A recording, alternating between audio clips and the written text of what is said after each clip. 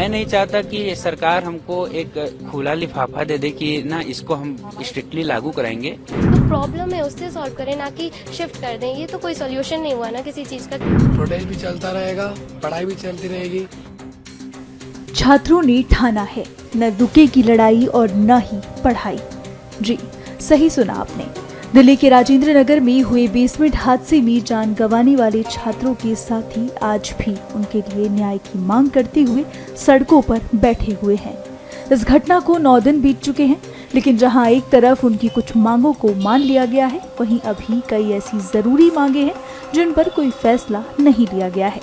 ऐसे में ये छात्र सड़कों पर बैठने को मजबूर हैं, लेकिन इस बीच बाधित हो रही थी उनकी पढ़ाई। इसके लिए वे अपना घर परिवार छोड़कर हजारों किलोमीटर दूर राजधानी में एक सपना लेकर आए हैं। ऐसे में उन्होंने लड़ाई और पढ़ाई दोनों सड़कों पर बैठकर जारी रखने का फैसला किया है। छात्रों ने ANI से बात करते हुए काफी विस्तार और विनम्रता से बताया कि वे प्रशासन से क्या चाहते हैं। सुनिए। जो डिसीज्ड फैमिली थी उसके लिए कुछ डिमांड्स थी, प्लस कुछ डिमांड्स थी जो यहाँ पे हरासमेंट छात्र लगातार सहते आ रहे हैं उससे रिलेटेड। तो सर जो डिमांड है हमारी उसको मैंने लिस्ट किया है।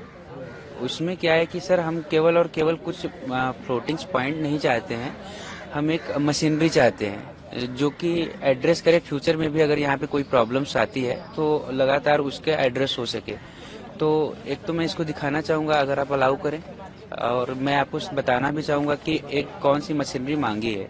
तो हमारे सारे पॉइंट्स में एक एक करके पढ़ता हूँ। पहला जो कंपनसेशन की बात हुई थी, कंपनसेशन अमाउंट 3 करोड़ है, जिसके ऊपर एक कंसेंसस बना है सारे लोगों का। तो मैं चाहूँगा कि जो गवर्नमेंट ऑफिशियल्स है वो प्लस कोचिंग के साथ मिलकर वो किसी तरह डिसाइड करे कि जो अमाउंट है उस पर पहुँचा जा सके। दूसरा, यहाँ पे जो डिजास्टर हुआ तो उसकी अकाउंटेबिलिटी सेट करने की बात की गई थी।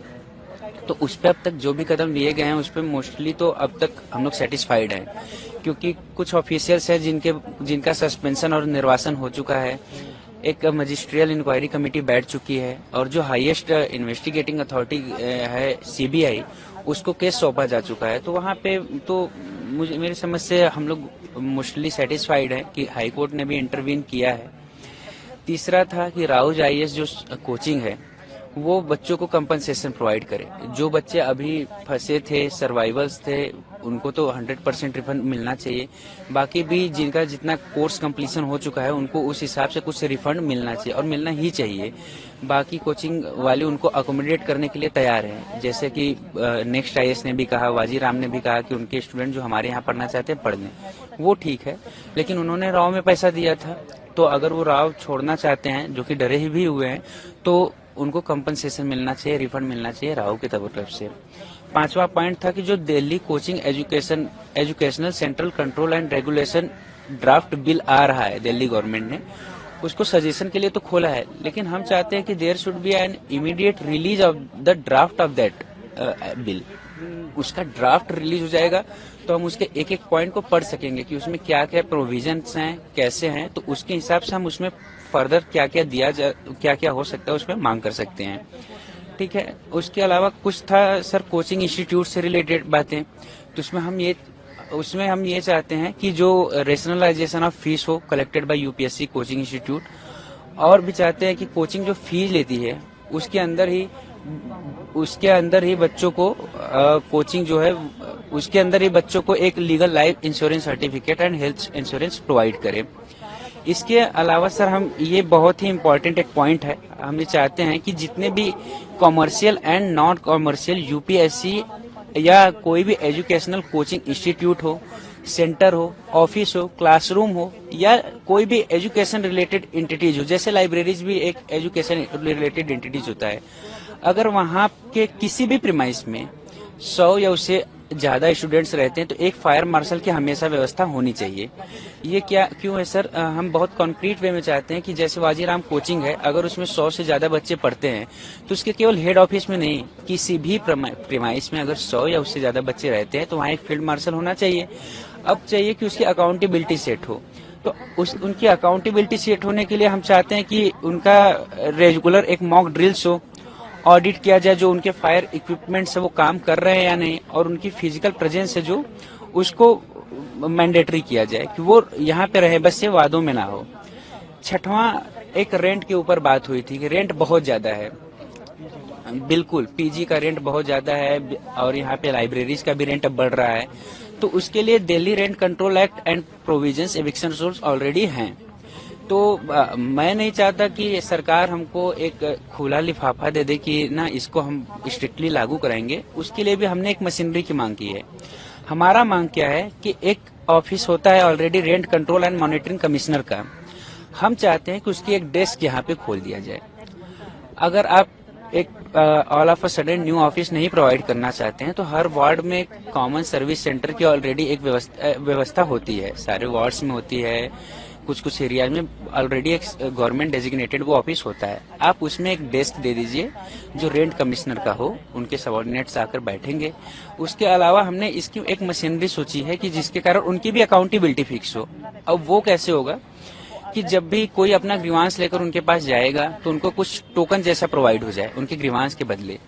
तो जो उनका ग्रीवांस है वो एक जगह पे नोट हो गया, एक रजिस्टर बन गया। और जो गवर्नमेंट मशीनरी में होती है तो कि क्वार्टरली या 2 मंथ 3 मंथ पे उसकी एक ऑडिटिंग हो जाए। तो जब एक ऑफिशियल डेजिग्नेट हो गया, यहाँ पे बैठने लगा, प्लस उसकी ऑडिटिंग हो जाएगी तो उसकी अकाउंटेबिलिटी सेट हो जाएगी। तो उससे एक फायदा क्या होगा सर कि अभी अगर गवर्नमेंट कह भी देती है कि नहीं हम सारे रूल्स बहुत ही स्ट्रिक्टली इम्प्लीमेंट कराएंगे और बाद में मुकरने का उनके पास कोई ऑप्शन नहीं है, तो हम ये चाहते हैं कि एक ऑफिस यहाँ पे हो जाए। तो ग्रीवांस रिड्रेसल सेल जो है वो हमारा सर सबसे ज्यादा इम्पोर्टेंट पॉइंट है। और इसके का कैसे अकाउंटेबिलिटी के साथ ये सेल काम करे, हमने उसको लेकर कुछ सोचा है। क्योंकि हमारी मांग केवल ग्रीवांस रिड्रेसल सेल स्टैब्लिश करना नहीं है, एक अकाउंटेबिलिटी तो फिक्स होना चाहिए कि कल को ये डिजास्टर ना हो। तो हम चाहते हैं कि 2 तरीके की ग्रीवांस सेल बने, एक ऑफलाइन एक ऑनलाइन। ऑफलाइन में 2 लेवल होना चाहिए, एक कोचिंग इंस्टीट्यूट के लिए और एक ORN के लिए। जो कोचिंग इंस्टीट्यूट का ग्रीवांस रिड्रेसल सेल बन रहा है उसमें भी हम फर्दर चाहते हैं कि हर कोचिंग के पास एक ग्रीवांस रिड्रेसल सेल हो। उसकी अकाउंटेबिलिटी सेट करने के लिए वापस वो टोकन वाली व्यवस्था हो तथा टोकन के साथ ही एक ग्रीवांस रिड्रेसल रजिस्टर हो और ऑडिटिंग हो। जो एक ORN लेवल पे बनेगा ग्रीवांस रिड्रेसल सेल, हम सरकारी मशीनरी जो ऑलरेडी है उसी के थ्रू एक सोल्यूशन चाहते हैं। तो जो हमारा एक डिमांड है, हम चाहते हैं कि एक यहाँ पे ऑफिस खुल जाए ग्रीवांस सेल का। अगेन अगर वो नहीं पॉसिबल है ऑल ऑफ अ सडन, तो जो कॉमन सर्विस सेंटर होता है उसमें हमको एक डेस्क दिया जाए और वहां पे भी कोई अगर अपना ग्रीवांसेस एड्रेस करे तो उसके बदले उसको टोकन मिले, रजिस्ट्री मेंटेन हो, ऑडिटिंग हो, ताकि उसकी अकाउंटेबिलिटी फिक्स हो जाए। इसके अलावा चाहते हैं कि ग्रीवांस सेल एक ऑनलाइन भी हो और वो सबसे इम्पोर्टेंट है सर। उसमें क्या होना चाहिए, हम चाहते हैं कि कुछ ऑप्शन हो, एक स्टूडेंट पोर्टल बन जाए, उसके ऊपर कुछ ऑप्शन आएंगे, जैसे होम आता है, ठीक है, ग्रीवांसेस का कैटेगराइजेशन आएगा, होम, ग्रीवांस कैटेगराइजेशन, अबाउट और कुछ चीजें। तो जो ग्रीवांस कैटेगराइजेशन आएगा सर उसमें हम क्या डाल सकते हैं, रेंट रिलेटेड ग्रीवांस है वो डाल देंगे। दूसरा सिविक एमिनिटीज रिलेटेड डिमांड जैसे ड्रेनेज सिस्टम, इलेक्ट्रिक वायर है वो डाल सकते हैं। तीसरा, यहाँ विमेन रिलेटेड इशू बहुत ज्यादा हो रहे हैं। कल 3-4 लड़कियां रात को 3 बजे तक बैठी थी और बोल रही थी कि इसको एड्रेस किया जाए, प्लीज डालो। तो उनसे रिलेटेड डिमांड है तो वो कर सके। उसके लिए फिर आगे हमने बताया कि उसमें क्या क्या दे सकते हैं, या तो हम एप्लीकेशन लिख कर उसको हम लोग डाल दें, या तो हमारे साथ अगर कुछ होता है तो फोटो अपलोड करके डाल दें, या टाइप कर सकें, तीनों तरीके से कर सकें। इसके अलावा हमने क्या सोचा एक कि जो वो पोर्टल बने उसमें एक ऑप्शन रेंट कमिश्नर का भी हम डाल सकते हैं। उससे क्या होगा कि अगर रेंट कमिश्नर का कॉमन सर्विस सेंटर में भी आप डेस्क नहीं दे सकते हैं तो हमने वहां भी सरकार को एक सहूलियत दी है कि आप एटलीस्ट उस पोर्टल पे डाल दीजिए और फिर तो ये कर सकते हैं। और लास्ट एक हमने वो बोला है जो हमारे तरफ से है, जो बहुत जरूरी है, एक्सेस टू पब्लिक प्रोसिक्यूटर, कि अगर इन सारों के बीच में भी नेक्सस बन जाता है तो जो वो पोर्टल होगा उस पे एक ऑप्शन और पॉपअप होना चाहिए, एक्सेस टू पब्लिक प्रोसिक्यूटर। वो भी हम कुछ नया नहीं मांग रहे हैं, डिस्ट्रिक्ट में पब्लिक प्रोसिक्यूटर बहुत सारे होते हैं, वहां पे एक नंबर पॉपअप हो जाएगा, 15-20 उसमें से छात्र किसी के पास भी चला जाएगा। तो ये एक तरीका है। ये अगर कुछ चीजें इमीडिएट बेसिस पे कराना है तो वो सबसे ज्यादा जरूरी है, उसमें से पब्लिक प्रोसिक्यूटर का और ग्रीवांस सेल का वो चाहते हैं। एक लास्ट लाइब्रेरी से रिलेटेड है सर ORN के अंदर 90% लाइब्रेरीज बेसमेंट में ही है, उसको बंद करना असल में तो हमको सोल्यूशन नहीं दिखता अभी इमीडिएट बेसिस पे। तो एडमिनिस्ट्रेशन से एक डिमांड है सर, सारी नहीं, एटलीस्ट 20% लाइब्रेरी जो पानी भरने वाले एरिया से दूर है, एनओसी जल्द से जल्द लाया जाए, उसमें 10-12 पॉइंट मिलाया जाए कि ये सेफ्टी के इश्यूज कंसर्न्स है, ये एग्जिट होना चाहिए, होना चाहिए। जो सारी जो बेसमेंट से लाइब्रेरी चल रही है तो एनओसी मिल के गया है, बंद भी कर दी गई है। जी ये तो आप लोगों की डिमांड तो मान ली जाएगी। नहीं, कुछ तो बंद की गई है ना, लेकिन एक्चुअली ब्लैंकेट बैन करना, मैं कह रहा हूँ कि यहाँ के छात्रों के हित में नहीं है ना, पढ़ने हम लोग आए थे ना, तो मैं ये कह रहा हूँ कि एनओसी देकर जो लोग उसकी मेजर्स को फॉलो करते हैं, सेफ्टी मेजर्स को, उनको खोली जाए, 100 में सिर्फ 10 को खोली जाए, क्योंकि यहाँ लाइब्रेरीज है नहीं, छात्र पढ़ेंगे कहाँ। जो फर्स्ट फ्लोर सेकंड फ्लोर पे हैं उनकी प्राइसेस 6,000-7,000 हो चुके हैं। अगर बच्चे चले भी जाएं तो सर सारे एकोमोडेट हो नहीं पाएंगे, क्योंकि पहले 150 लाइब्रेरीज थी, अब 5 बची है।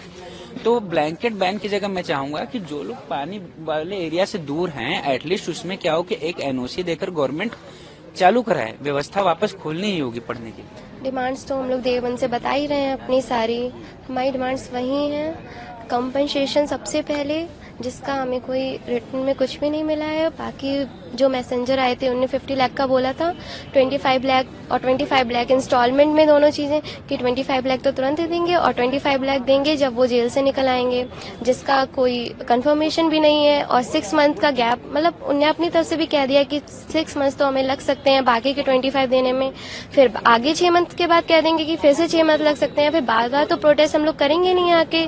जैसे कि लाइब्रेरी बंद हो गई है, अब यहाँ पे हम पढ़ाई करेंगे, प्रोटेस्ट भी चलता रहेगा, पढ़ाई भी चलती रहेगी। हमें तो हमारे डिमांड्स उस दिन से रख रहे हैं ना, हमारी डिमांड्स, तो डिमांड्स पे डटे रहे हम, पढ़ाई भी यही करेंगे, पीछे तो हटने का सवाल ही नहीं है, इसीलिए यहीं पे आके पढ़ाई कर रहे हैं। Protest should be going on. तो हमारा यही है कि हमारी डिमांड्स पहले से ही वही है, अब भी वही है, वही रहेंगी। कोई कुछ भी बोले, हमें डटे रहना है बस।